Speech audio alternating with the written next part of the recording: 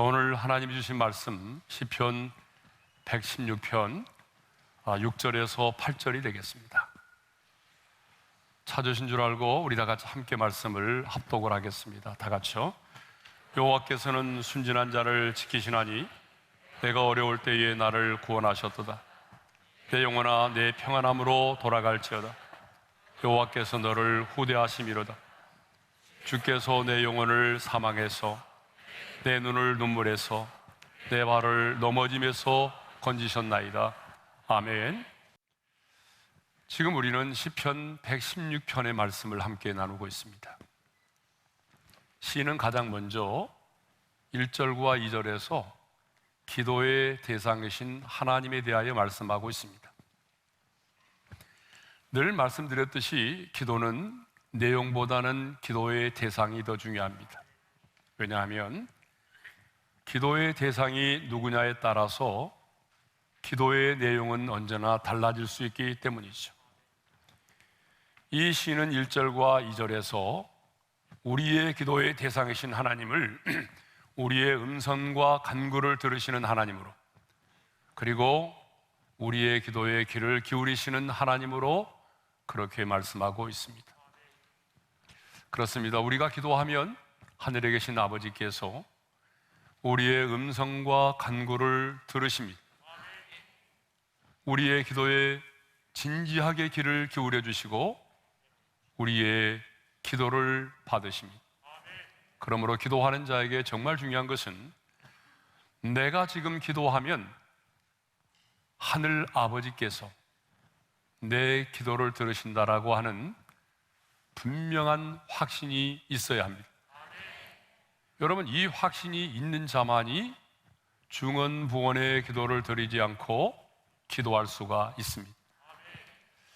뿐만 아니라 이 시는 1절과 2절에서 기도 응답을 받은 자의 축복에 대해서 말씀하고 있습니다. 기도의 응답을 받은 자의 축복이 뭐죠? 첫째로, 내가 그를 사랑하는도다.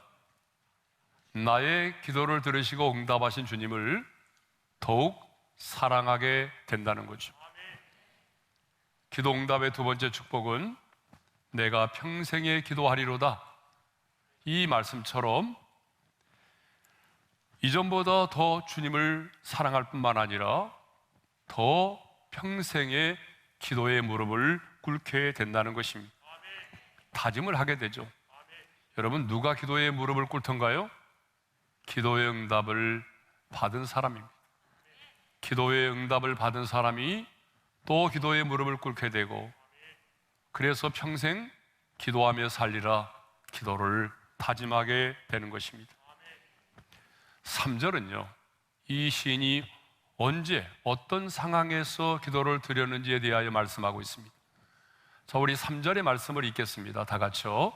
사망의 줄이 나를 두르고 수월의 고통이 내게 이르므로 내가 환난과 슬픔을 만났을 때에, 이 시는 언제 기도하였습니까? 환난과 슬픔을 만났을 때에 기도했어요. 그러면 이 시인이 만난 환난과 슬픔은 뭐죠? 바로 사망의 줄이 나를 두르고 수월의 고통이 내게 임한 거죠. 사망의 줄이 나를 둘렀다라고 하는 것은 뭐죠? 올가미에 걸린 짐승이 숨을 쉬지 못하여 헐떡거리며 죽어가는 것처럼 죽을 지경이 되었다는 거죠. 수월의 고통이 내게 임했다라고 하는 것은 지옥에 떨어지는 것과 같은 고통 가운데 있음을 말합니다. 그런데 시인은 이렇게 사망의 줄이 나를 두르고 수월의 고통이 내게 임하는 이런 처절한 고통스러운 상황 속에서도 여호와의 이름으로 기도를 드렸습니다. 5절은 이 시인이 하나님의 성품에 호소하는 기도를 드렸음을 말해주고 있습니다. 자, 우리 5절의 말씀을 읽겠습니다. 다 같이요. 여호와는 은혜로우시며 의로우시며 우리 하나님은 긍휼이 많으시도다. 하나님의 성품에 호소하는 기도를 드렸다는 거죠. 그렇습니다. 여러분, 우리도 기도할 때에 여러분 자신을 먼저 보지 마세요. 여러분이 처해 있는 그 상황과 환경과 문제를 먼저 보지 말고 가장 먼저 나 같은 죄인에게 베풀어 주신 그 크신 하나님의 은혜를 먼저 생각할 수 있기를 바랍니다. 그 하나님의 은혜를 먼저 생각하고 하나님의 의로우심과 긍휼하심에 호소하는 기도를 드릴 수 있기를 바랍니다. 자, 오늘은 6절에서 8절의 말씀을 묵상하면서 말씀을 나눌 터인데요, 누가, 어떤 사람이 하나님께 기도를 드리며 이 시인이 하나님께 드린 기도는 무엇이며, 그리고 하나님은 어떻게 이 시인의 기도에 응답하셨는지를 함께 나누도록 하겠습니다. 자, 누가 기도합니까? 기도는 하나님의 자녀가 하늘에 계신 아버지께 하는 거죠. 그런데 여러분, 그러면 모든 예수 믿는 사람들이 정말 기도에 무릎을 꿇고 하나님 앞에 기도하던가요? 아닙니다. 분명히 예수를 믿고 하나님의 자녀가 되었지만 전혀 기도에 무릎을 꿇지 않은 사람들이 있어요. 기도와는 무관하게 인생을 살아가는 사람들이 있다는 거죠. 그러면 누가 기도합니까? 오늘 본문을 보게 되면 첫째로 순진한 자가 기도한다는 거죠. 자, 우리 6절의 말씀을 함께 읽겠습니다. 다 같이요. 여호와께서는 순진한 자를 지키시나니 내가 어려울 때에 나를 구원하셨도다. 자, 여호와께서 순진한 자를 지키셨다라고 말하죠. 그렇다면 여기서 말하는 순진한 자는 누구를 말할까요? 이 순진한 자는 히브리어로 보게 되면 페타임이라는 단어예요. 이 페타임은 단순함을 의미하는데 마음이 열린 자, 교활함이 없는 자, 마음에 간사함이 없는 자를 말합니다. 그래서 NIV 성경에서는요, simple hearted, 순진함, 천진난만으로 번역을 했고요. 킹 제임스 버전에서는 그냥 심플, 단순한으로 그렇게 번역을 했습니다. 그러므로 순진한 자는요, 마음에 간사함이 없는 굉장히 단순한 자를 말한다는 거죠. 그러면 여러분, 누가 마음에 간사함이 없고 단순한 자일까요? 바로 어린아이입니다. 어린아이들은 철저하게 단순하게 자신의 부모를 믿고 의지합니다. 어린아이들은요, 계산하지 않습니다. 어린아이들은 부모가 나를 보호해 줄 것을, 나의 필요를 채워줄 것을 너무나 단순하게 철저하게 믿고 있습니다. 그래서 어린아이들은요, 배가 고픈데도 엄마가 젖을 주지 않거나 먹을 것을 주지 않으면 소리를 지르고 울어대기 시작합니다. 어린아이는 부모가 나를 버리지 않고 철저하게 나를 지켜주고 보호해 줄 것을 믿고 있습니다. 그러니까 같이 길을 가다가도 어때요? 고함을 지르는 사람이 나타나거나 커다란 개가 달려들면 아빠의 손을 꼭 잡고 아빠의 품에 안기기도 합니다. 아빠, 무서워요. 나를 지켜주세요. 저녁에 잠을 자다가도 무서운 꿈을 꾸게 되면 자녀는 방문을 활짝 열고 엄마의 이름을 부르면서 엄마의 방으로 뛰어와서 엄마의 품에 안깁니다. 왜 그럴까요? 아빠가 나를 지켜주고 엄마가 나를 보호해 줄 것을 의심 없이 믿기 때문이죠. 자, 여러분, 누가 기도합니까? 바로 이렇게 어린아이와 같은 마음을 가진 자가 기도한다는 것입니다. 여러분, 인생을 살면서 확률적으로 계산하지 않고 단순하게 하나님을 믿는 이 단순한 믿음을 가진 어린아이와 같은 사람이 기도의 무릎을 꿇는다는 것이죠. 어떤 상황 속에서도 하늘에 계신 나의 아빠, 아버지는 나의 필요를 채워주실 것이고, 어떤 환난과 슬픔의 때에도 나를 지켜주시고 나를 보호해 주실 것을 믿는 이 어린아이와 같은 마음을 가진 자가 하나님 아버지 앞에 기도의 무릎을 꿇고 기도한다는 것입니다. 이 사람이 바로 페타임, 순진한 자입니다. 이 사람이 바로 천진난만한 자, 단순한 자, 어린아이와 같은 사람입니다. 그래서 예수님도 마태복음 18장 4절에서 이렇게 말씀을 하셨습니다. 다 같이요. 그러므로 누구든지 이 어린아이와 같이 자기를 낮추는 사람이 천국에서도 큰 자니라. 그런데요, 이 순진한 자를 우리가 전에 사용했던 개역 한글 성경에서는요, 어리석은 자로 번역을 했어요. 왜 순진한 자를 어리석은 자로 번역을 했을까요? 그것은 어린아이처럼 천진난만하게 하나님만을 믿고 의지하며 사는 우리의 모습이 이 세상 사람들의 눈에는 너무나 어리석은 사람처럼 보이기 때문이죠. 세상 사람들의 눈에 비춰진 우리의 모습은 정말 너무나 이상하고 너무나 어리석은 사람처럼 보이는 것입니다. 여러분, 한번 생각해 보세요. 좋은 날에 가족들과 함께 놀러 가서 레일 바이크도 타고 단풍 구경도 하고 그러면 얼마나 좋습니까? 그런데 주일만 되면 예수를 믿는 사람들은 교회에 가서 예배를 드리고 하루 종일 봉사하는 사람도 있고 또 피땀 흘려 모은 돈을 헌금으로 드리고, 이 세상의 사람들의 눈에는 참 이상하게도 어리석은 사람처럼 보이잖아요.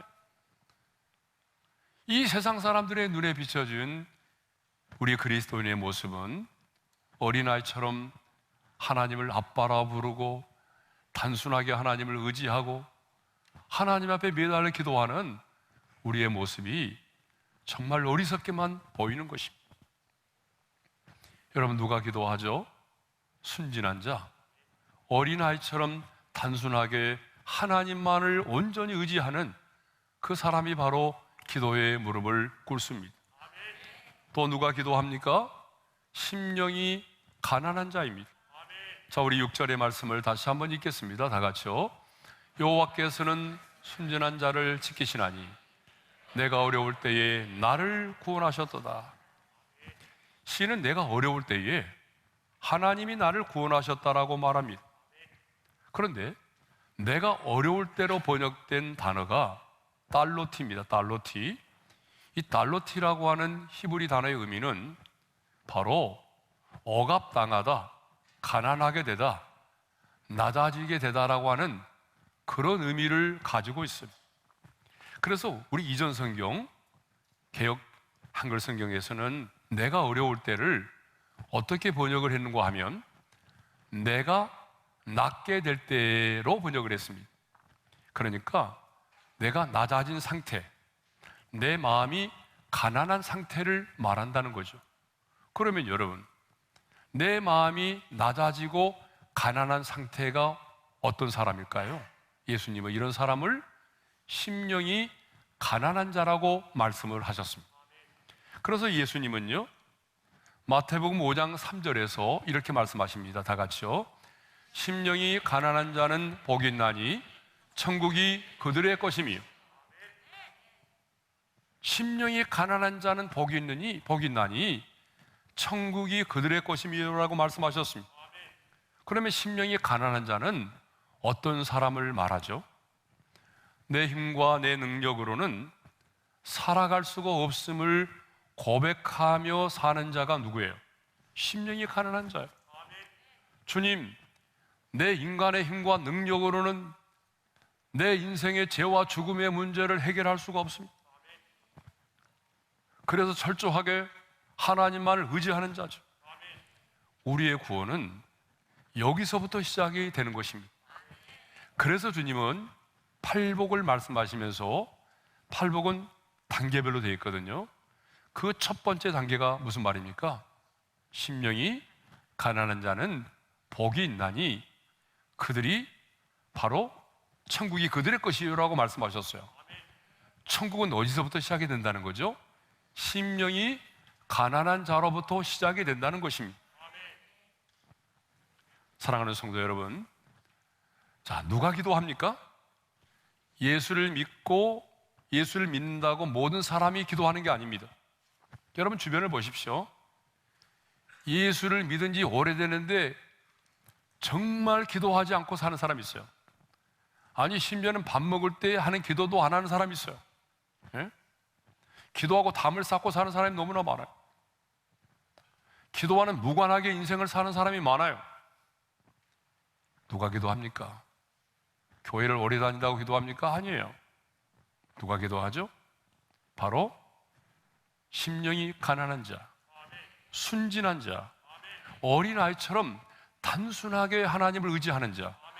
주님 없이는 나는 살아갈 수 없어요. 주님의 은혜가 아니면 나는 하루 한순간도 살아갈 수 없어요. 날마다 고백하며 살아가는 그 마음이 가난한 자가 기도의 무릎을 꿇는 것입니다.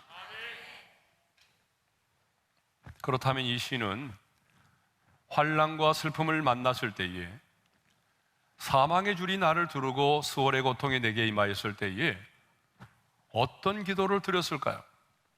여러분 궁금하잖아요. 이 시는 도대체 무슨 기도를 드렸을까? 자, 우리 7절 상반절의 말씀을 읽겠습니다. 다 같이요. 내 영혼아 내 평안함으로 돌아갈지어다. 이 시는 가장 먼저 자신의 영혼을 향하여 명령했다는 사실입니다. 어떻게 명령했어요? 내 영혼아 내 평안함으로 돌아갈지어다. 쉽게 표현하면 내 영혼아 평안할지어다라고 명령했습니다. 내 영혼아 평안을 누릴지어다라고 명령했습니다. 그렇습니다. 여러분, 성경을 보게 되면 구원받은 하나님의 사람들은 언제나 자신의 영혼을 향하여 명령하고 선포했습니다. 시편 146편 1절의 말씀을 읽겠습니다. 할렐루야, 내 영혼아 여호와를 찬양하라. 시편 103편 1절의 말씀을 읽겠습니다.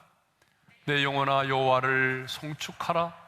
내 속에 있는 것들아 다 그의 거룩한 이름을 송축하라. 시편 42편 5절의 말씀을 읽겠습니다.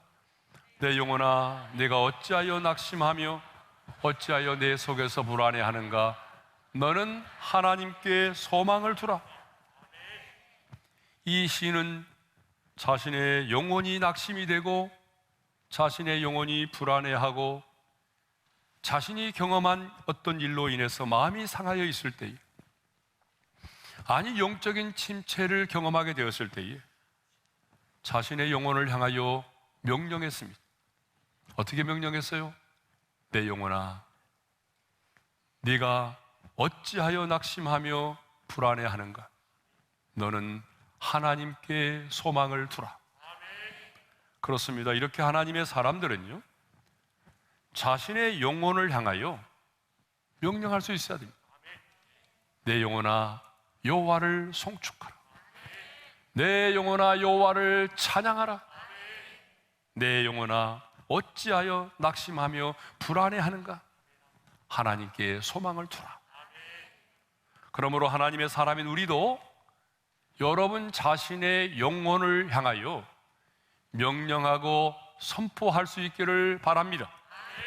오늘 본문을 보게 되면 시인은 자신의 영혼을 향하여 내 영혼아 내 평안함으로 돌아갈지어다라고 명령합니다.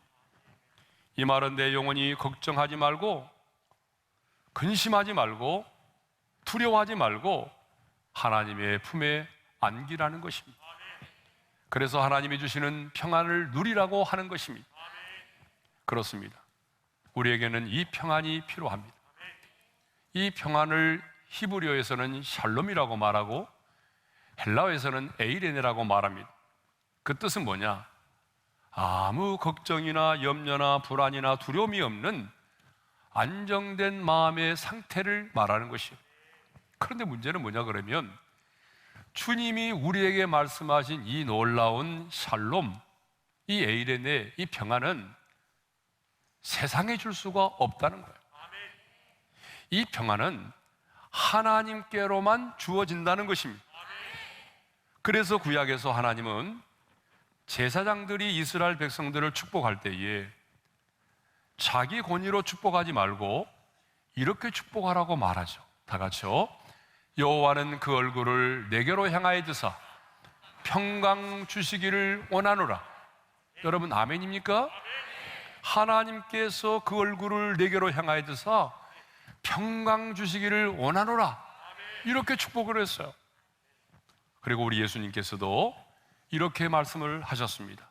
요한복음 14장 27절의 말씀입니다. 다 같이요. 평안을 너에게 끼치노니 곧 나의 평안을 너에게 주노라. 내가 너에게 주는 것은 세상이 주는 것과 같지 아니하니라. 그렇습니다. 하나님의 품을 떠난 우리 인간은 이 평안을 누릴 수가 없습니다. 죄와 죽음의 문제를 해결받지 못한 우리 인간은 절대로 이 평안을 누리며 살 수가 없습니다.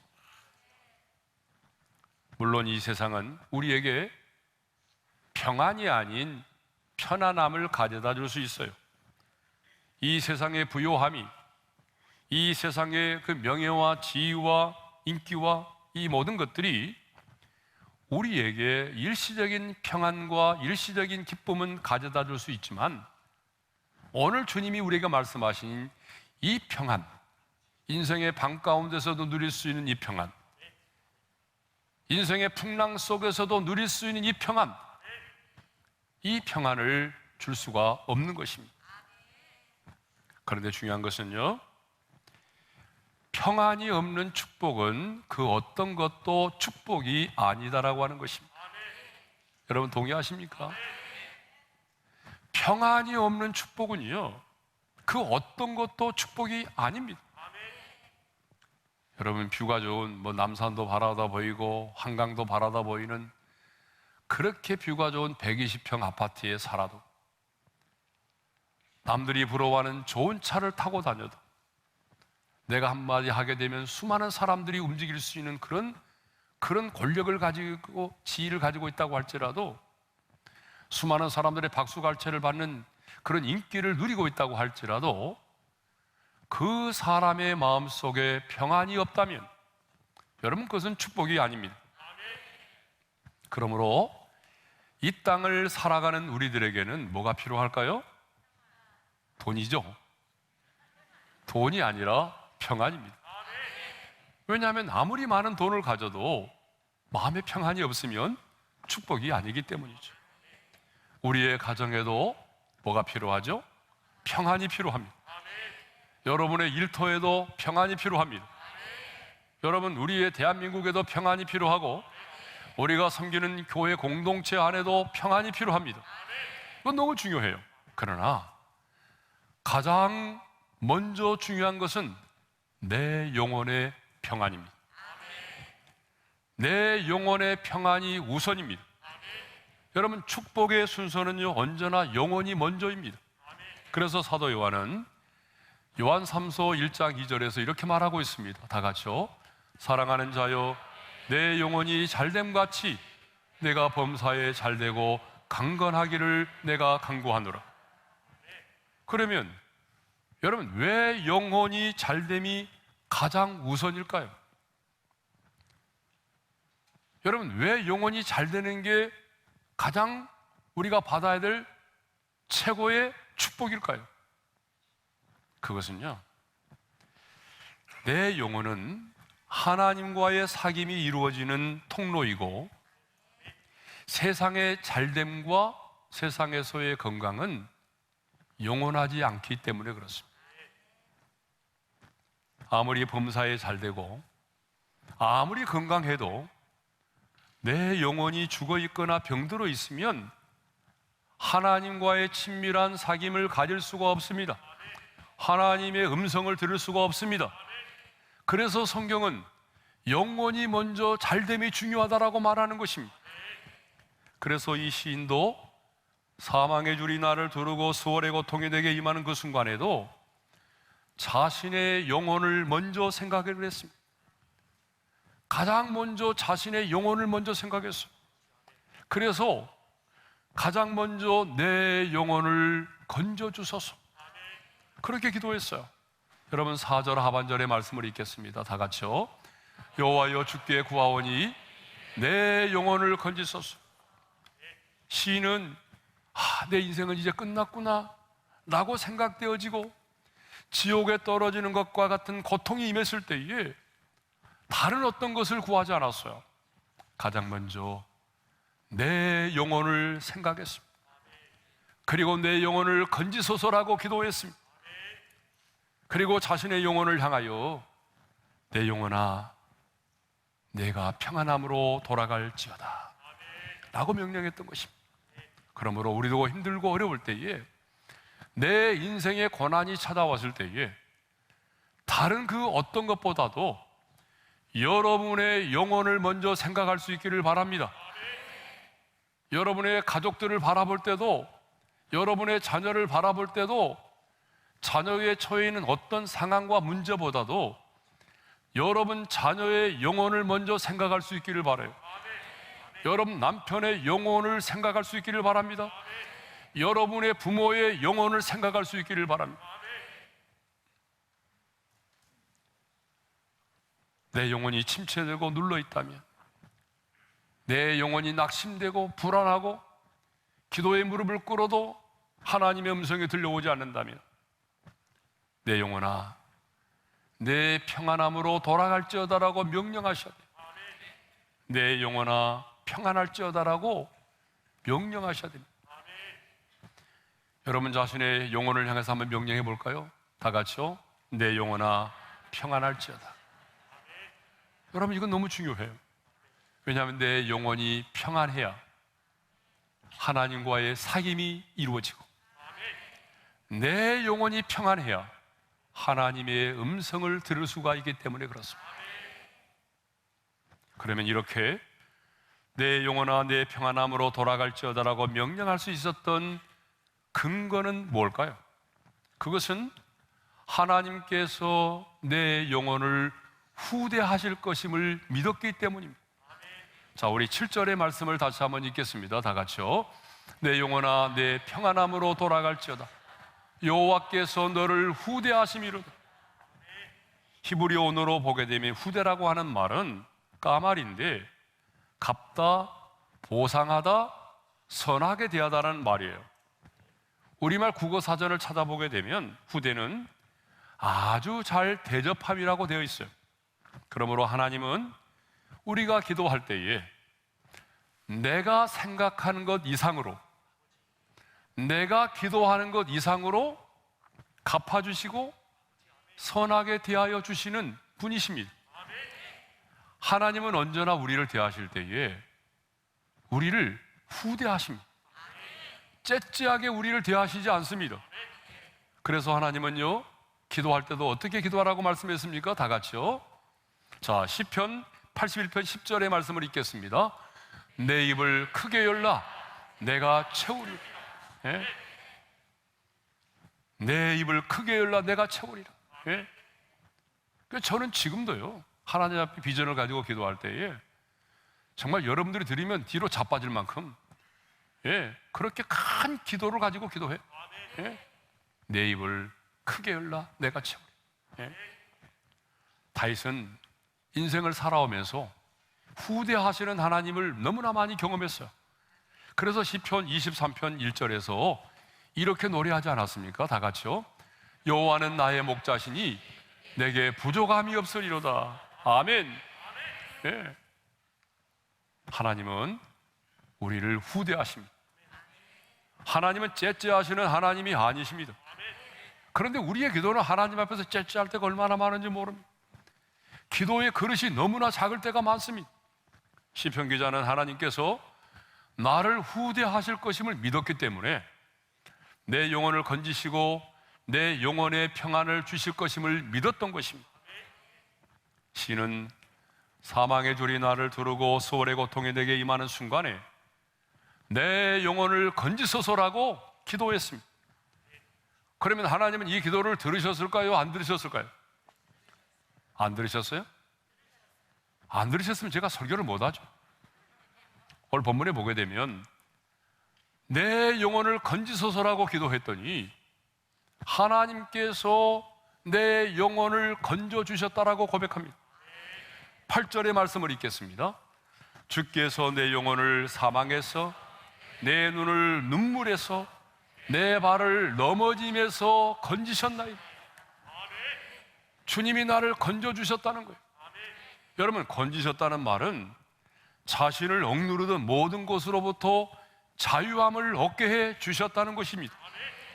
건져주셨다는 말을 또 다른 표현으로 말하면 구원입니다. 구원.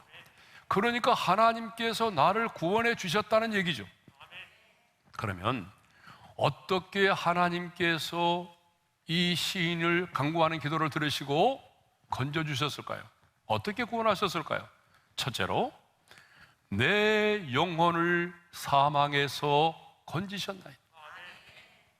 시인은 가장 먼저 내 영혼을 생각하고 내 영혼을 건져달라고 기도했어요. 그랬더니 하나님이 그 기도를 들으시고 가장 먼저 자신의 영혼을 사망에서 건져주셨다는 것입니다.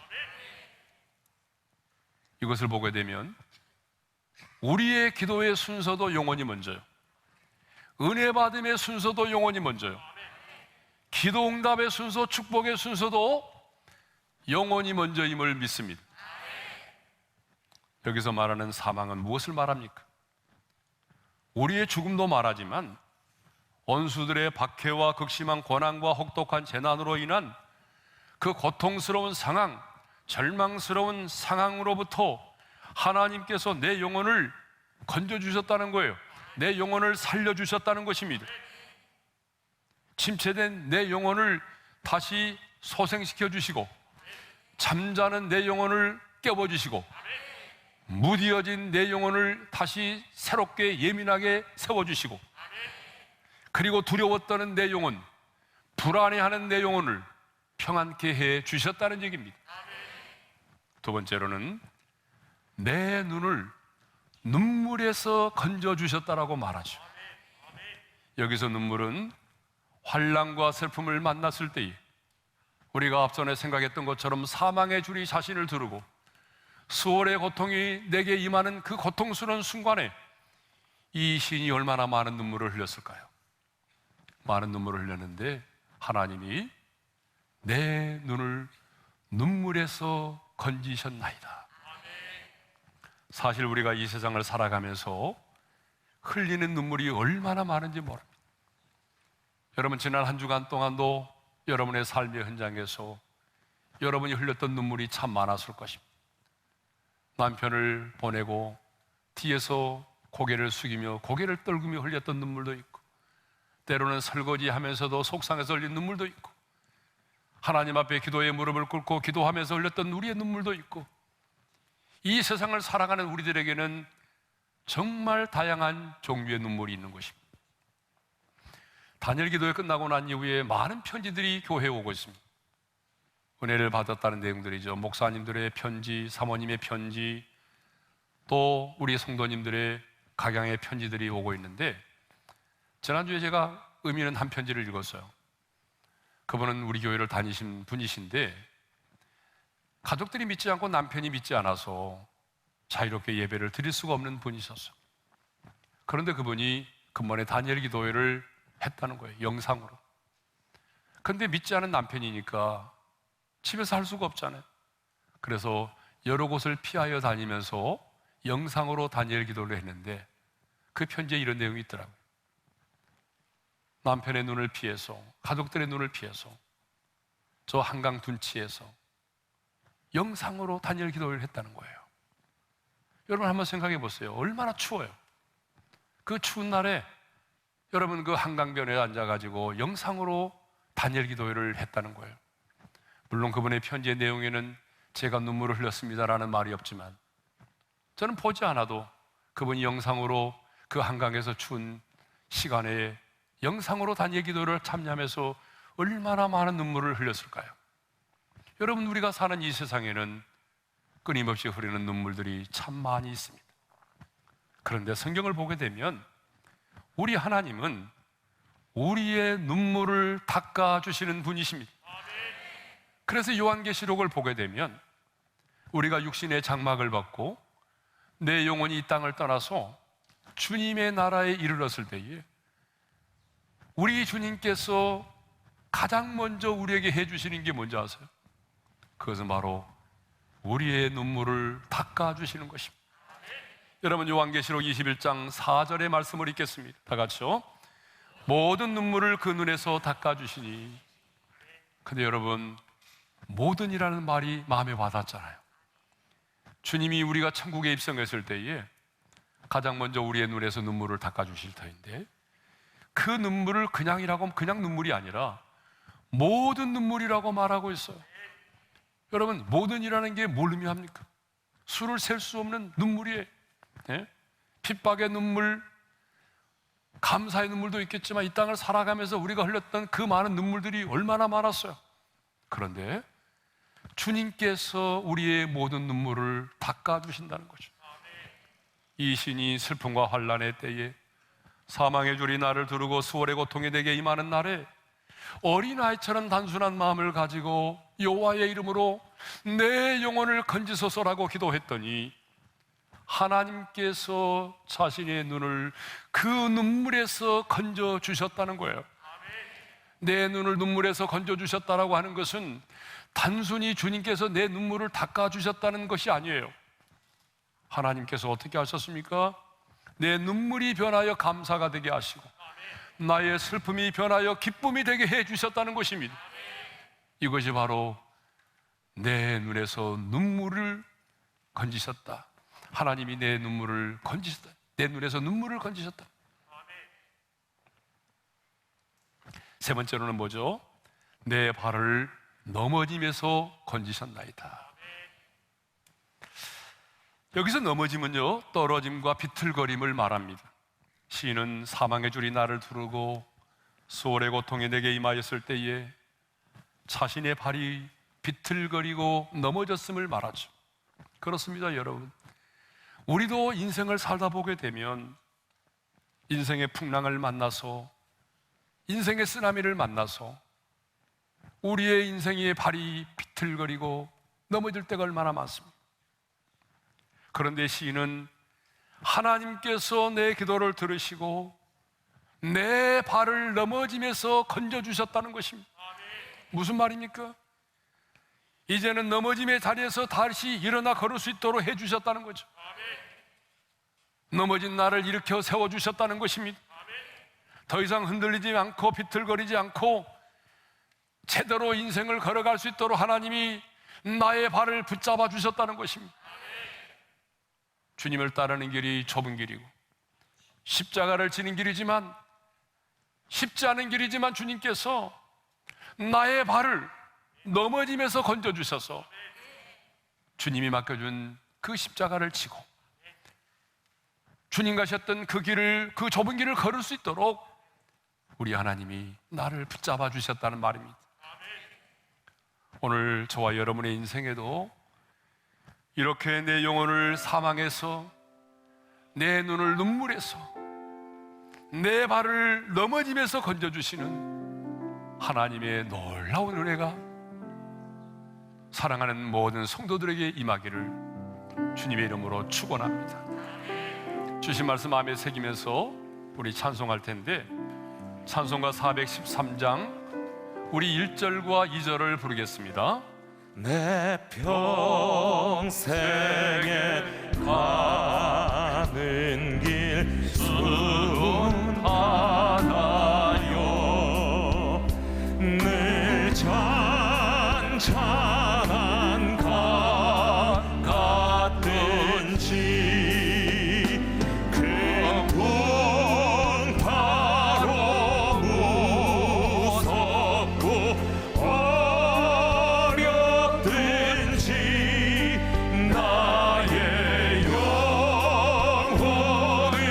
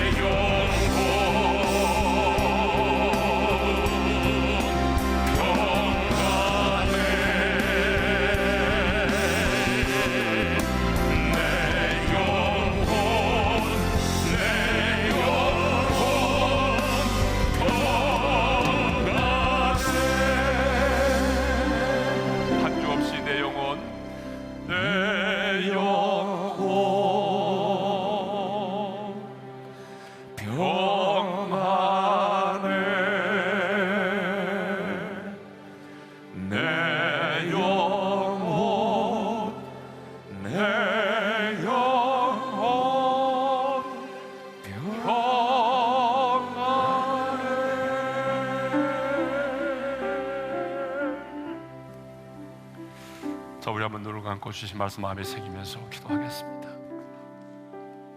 이 시인은 사망의 줄이 나를 두르고 수월의 고통이 내게 임하는 내 인생은 끝났구나라고 생각되어 줄 수밖에 없는 처절한 상황 속에서 기도했습니다. 여러분, 기도는 아무나 하는 게 아닙니다. 예수를 믿었다고 모든 사람이 기도하는 게 아니에요. 기도는 누가 합니까? 순진한 자, 어린아이처럼 단순하게 하나님을 의지하는 자, 계산하지 않고. 어린아이는 철저하게 엄마 아빠가 나를 필요를 채워주고 공급해주고 지켜줄 걸 믿잖아요. 그런 것처럼 하늘아버지가, 하늘에 계신 아빠 아버지가 나의 필요를 채워줄 것을 믿고 나를 지켜주시고 내 인생을 책임져 주실 것을 단순하게 믿는 그 하나님의 사람이 기도에 무릎을 꿇습니다. 주님의 은혜가 아니면 살아갈 수 없음을 고백하는 그 마음이 가난한 자가 기도에 무릎을 꿇습니다. 이 시는 무슨 기도를 했습니까? 가장 먼저 내 영혼을 생각했어요. 가장 먼저 내 영혼을 생각했어요. 그래서 내 영혼을 건지소서. 그리고 자신의 영혼을 향하여 명령했어요. 내 영혼아, 내 평안함으로 돌아가라. 내 영혼아, 평안할지어다라고 명령했어요. 여러분, 자녀의 영혼을 생각해 보세요. 여러분의 부모의 영혼을 한번 생각해 보세요. 여러분, 남편의 영혼을 한번 생각해 보세요. 이 영혼을 위한 기도를 하시면 하나님은 그 기도를 들으셨어요. 그래서 주께서 건지셨나이다. 내 영혼을 사망에서 건지셨나이다. 내 눈을 눈물에서 건지셨나이다. 내 발을 넘어짐에서 건지셨나이다. 오늘 끊임없이 속절에 눈물을 흘리고 있는 분이 계십니까? 기도하세요. 하나님, 내 눈을 눈물에서 건져주세요. 내 눈물을 닦아주실 뿐만 아니라 나의 눈물이 감사가 되게 하시고 나의 슬픔이 기쁨이 되게 해달라. 인생의 짐이 너무나 무거워서, 삶의 짐이 너무나 버거워서 쓰러지고 넘어지고 비틀거리는 분이 계십니까? 기도하세요. 주님, 너무 힘들어요. 쓰러질 것만 같아요. 다시 일어설 수 없을 것 같아요. 주님, 내 발을 넘어짐에서 건져주세요. 주님이 찾아오셔서 여러분을 일으켜 세워주시고 다시 하나님이 주신 사명을 붙잡고 주님 가신 그 길을 걸어가게 하실 것입니다. 오늘은 우리가 부르짖어 기도하지 않고 작은 목소리로 기도하겠지만 그래도 기도는 간절하게 하실 필요가 있습니다. 우리 함께 기도하겠습니다. 오늘 우리 중에 인생이 힘들고 어려워서, 주님을 따르는 길이 너무 힘들고 어려워서 끊임없이 속절에 눈물을 흘리는 자가 있습니까? 찾아와 주셔서 눈물을 닦아주시고, 눈물을 닦아주시는 정도가 아니라 눈물이 변하여 감사가 되게 하시고 슬픔이 변하여 기쁨이 되게 하여 주옵소서. 내 인생에 삶의 짐이 너무나 버거워서 쓰러지고 그래서 흔들리고 비틀거리는 자가 있다면 부활하신 주님 찾아와 주셔서 피 묻은 손으로 우리를 일으켜 세워주시고 다시 새 힘을 주셔서 하나님이 주신 소명을 가지고 십자가를 지고 주님 가신 길을 따라갈 수 있는 사랑하는 성도들이 되게 하여 주옵소서.